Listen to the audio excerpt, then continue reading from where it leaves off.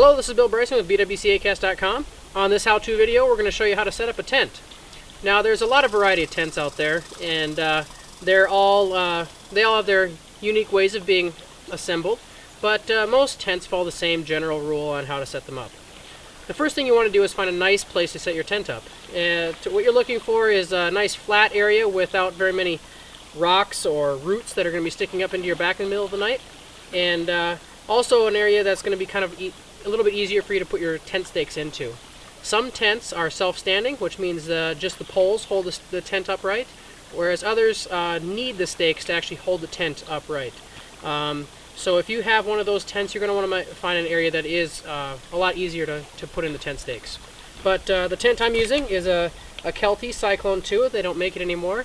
It's one I've had for quite a few years, and I sure like it. It is self-standing. It's a two-person tent with two vestibules. And I'll show you those here in a little bit. So I've got my area over here kind of picked out. It's not super level, but it's not bad. And it's nice and free from pointy rocks and roots, so it's a pretty good spot. Since I am dealing with a little bit of a slant, what I'm going to do is position the tent so that the slant is from head to toe, not from side to side. That way, in the middle of the night, when you drift off to sleep, you're not rolling into your partner that's sleeping there next to you. So if there is any sliding going on, it's down towards your feet. So the first thing you want to do is put down your ground cloth. And it's important to always have a nice ground cloth for your tent. It helps protect the bottom of your tent. And it also will help keep any extra moisture and rain that may come in the middle of the night from leaking into the bottom of your tent. I just use a tarp that happens to be the nice right size for the bottom of my tent. And so what I'm going to do is go ahead and lay that out.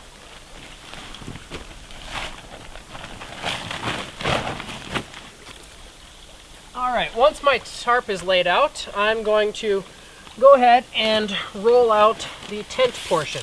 Here are the tent poles, we'll get to those in a second, and the tent stakes, we'll get to those later. But first off, we need the actual tent itself.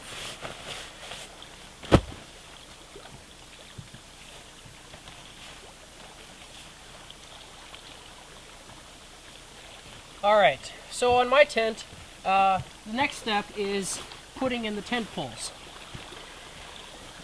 The tent I have uses 3 tent poles, and they're pretty lightweight, and they've got that elastic band in them that allows you to put them together nice and easily.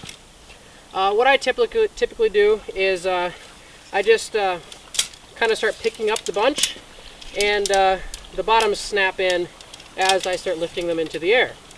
So it's a nice easy way, and I'm doing 3 at once. You can do 1 at a time or however works best for you. But this seems to be a pretty slick way at getting these things put together without causing too much of a hassle. Alright, once I've got those all assembled, I'll start with the first one. My tent, it seems to be a little bit easier to go from left to right. But the way this one works is it's got sleeves that the poles slide through. So I'm going to insert it into the sleeve on the end, and it's going to push through the entire tent down to the other side. Some tents you hook into a pin on the bottom corner, run it up over the top, and hook into a pin on the opposite side of the tent, and then clips will clip the tent to the pole. But I can show you that on a different how-to video. So I'm going to go ahead and run this in here. These straps are designed to be interwoven a little bit, or these sleeves, so I have to be careful when I'm pushing this in that it's clearing all the straps that are involved. Okay, so now all I have to do is continue to push the pole into the sleeve, and the tent begins to bow up. And the way this one works is when you get the tent pole pushed all the way in, it clips into some ringlets on the bottom of the tent corner. Now that I have the first 2 in, when I start on the third one, you'll really start to see the tent take shape.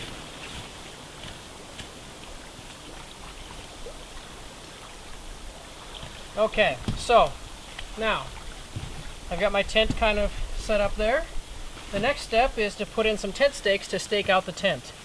And this will give you the ample space inside for you and your gear. Notice I've got the tent fashioned or set up this direction so that any slope that I'm dealing with is from head to toe.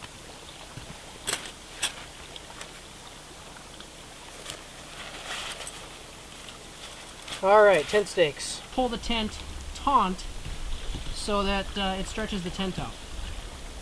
This ground is pretty tough to work with. It's not the best for putting in tent stakes.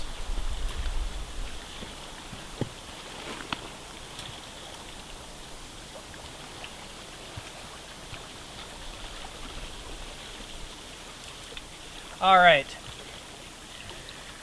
The next step for my tent is putting on the tent fly. Now the tent fly is what keeps the rain off of you, basically. The tent itself actually is pretty breathable, and so it dries out quickly. The tent fly is the waterproofing portion.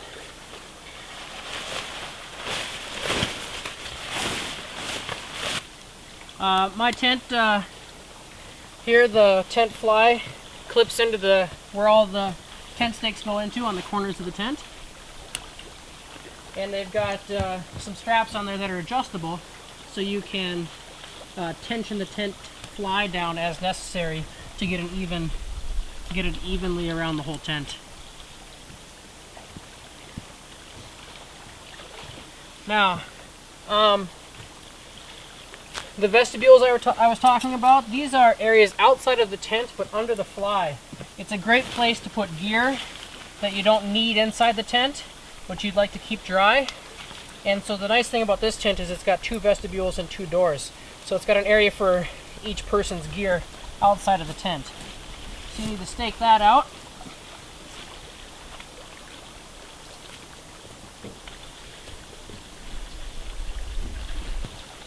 The last step in really setting up this tent is going around and staking out these lines.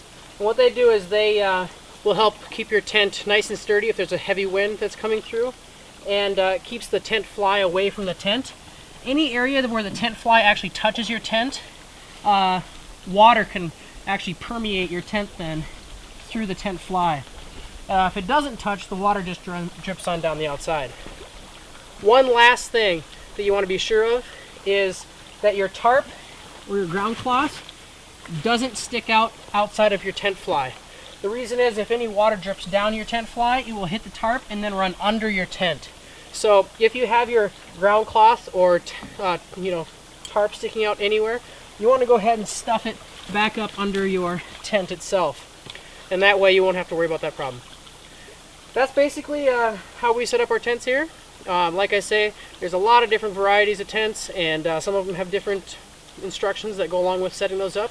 But this hopefully gives you a good guide on what to look for and what to watch out for when you're setting up your tent. Thanks for watching. This is Bill Bryson with bwcacast.com.